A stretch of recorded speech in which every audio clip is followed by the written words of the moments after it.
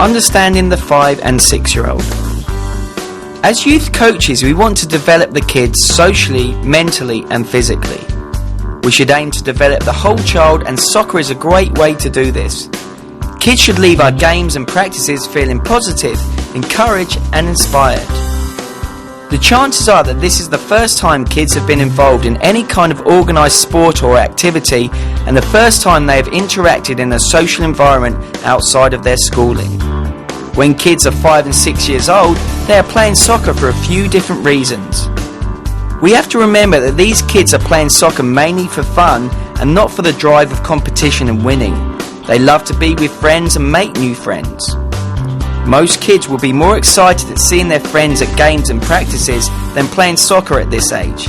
But some are playing because they want to learn new things, and they should be encouraged to try new things all the time. Some young kids will relish the opportunity of competition, but others will shy away from confrontation. This is why it's very important to get to learn every kid as an individual, because different things will motivate different children. There is no real desire to win at this age. Often they won't even know the result or how many goals they scored or conceded, but they will remember if they had fun. So how can we aid and help develop the 5 and 6-year-old? The section in this DVD on how to instruct will help you learn how to instruct to the 5 and 6-year-old and implement all the skills and techniques needed to develop the young kid. What should I expect to see from my kids? 5 and 6-year-olds are the most entertaining and tiring kids I've ever had to coach, but also the most rewarding. You really can create a soccer player for life. During practices and games, you will see many common things that you won't be able to change. Players will follow the ball all over the field. We call this the bumblebee formation, as they look like bees following each other. You will see the kids kick the ball without any thought or direction as to why they are doing it, even if they're facing their own goal. At this age, players are playing as individuals and keeping possession of the ball for themselves with little regard for team play. Most players are generally scared of the ball and opposition, particularly if the other players are bigger or more aggressive. Often one player will dominate a game at this age. If a player is noticeably bigger and stronger, and with this usually comes faster, they will rule the field, as most opposition will be intimidated by their physical presence. The kids won't understand the concept of using space available and running into space. They will continually be attracted by the ball and follow where all the other kids are running. If you see any of this or all of this, don't be disheartened and take it as you being a bad coach. It will be very difficult to change these traits from young soccer players straight away, but as the kids go through the season and grow older, they will start to understand certain soccer concepts, including running into space, looking for space, and changing the direction of the ball, as well as applying the correct techniques of kicking a ball. Play fun games and get down to the kids' level. Build a magical scenario around every game involving the latest movies, cartoons or kids' TV shows, and become an entertainer, motivator, role model and inspiration. Understanding the 7, 8 and 9-year-old. Several of the reasons a 5 and 6-year-old plays soccer remain unchanged as they get a bit older. 7, 8 and 9-year-olds are still playing for fun, wanting to learn new things and try new things, and enjoying the friendship soccer brings.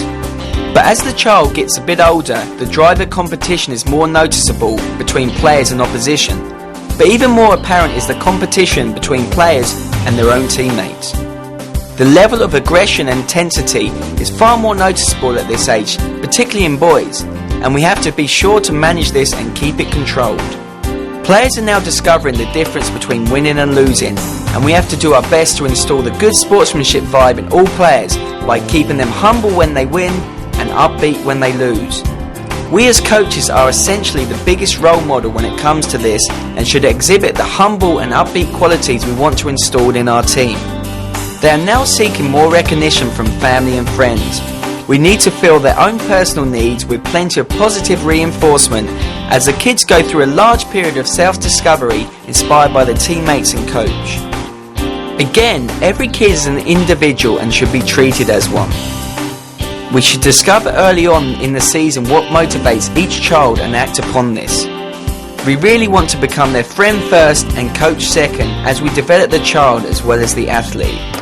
So how can we aid and help develop the 7 to 9 year old? The section in this DVD on how to instruct will help teach all the skills and techniques needed to develop the 7 to 9 year old socially, mentally and physically. What should I expect to see from my kids? If this is the child's first season playing soccer, they will exhibit many traits mentioned with the 5 and 6 year old. But if they have played for a couple of seasons, you may see some of the following characteristics. As kids grow in age, they will start to have a slightly better understanding of dribbling. They will still dribble at one speed, maintaining sole possession, but now they will look into giving some thought when it comes to changing direction of the dribble. Players will have a better concept of space, but will still crowd the ball. Kids that have been playing for a couple of years will now have the capacity to work out combinations and an indirect route to the goal. You will see more support play when players move up and around the field. Players can now stop the ball and cushion it on impact. They start to work out that a controlled ball is much more manageable than a rolling ball. As mentioned before, aggression is now part of the grown child, and you'll see players confronting opponents and trying to tackle the ball from them. The most noticeable soccer difference between the 5-year-olds and slightly older kids will be in the amount of passing, shooting and kicking seen. It will be much more evident in the game, but players will be far more focused on power with little regard for accuracy when shooting. Understanding the 10, 11 and 12-year-olds. 10, 11 and 12-year-old soccer players can vary dramatically, as during these 3 years kids can mature at different rates physically, mentally and socially. These kids are still playing soccer for fun, but many who have played regularly in past years would have now developed a passion for soccer. It is now often a case of the kid desiring and wanting to play soccer as opposed to their parents simply enrolling them in soccer. Out of all the ages that you coach, you will find that this age between 10 and 12 is the most rewarding in terms of seeing development and improvement. The kids are in a real developmental phase and you will see improvements almost immediately. As coaches, our coaching style should now change slightly as we introduce more tactical and strategic play to our practices and games, while still working on skills and techniques. At this age, it is now possible as a coach to deliver more complex soccer concepts. We can really start to introduce and help them understand the concepts of space, depth, width and penetration within our players and team. Kids will also start to figure out it's more important to create movement on and off the ball. Technical information is now easier for kids to understand when presented in a broken down and simple manner. The drive of competition is now fully installed and they realise there is a big difference between winning and losing. Our skills as a coach require us to keep them humble when winning and upbeat when they lose. This ties in with players being particularly sensitive to negative reinforcement from the coach or parent. It is vitally important to coach using lots of positive reinforcement. So what should I expect to see from my kids at this age?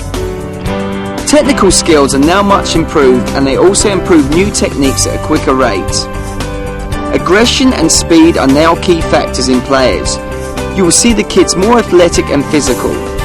With this, the speed of the game will increase and you will see less dribbling than before in the kids and more passing and kicking.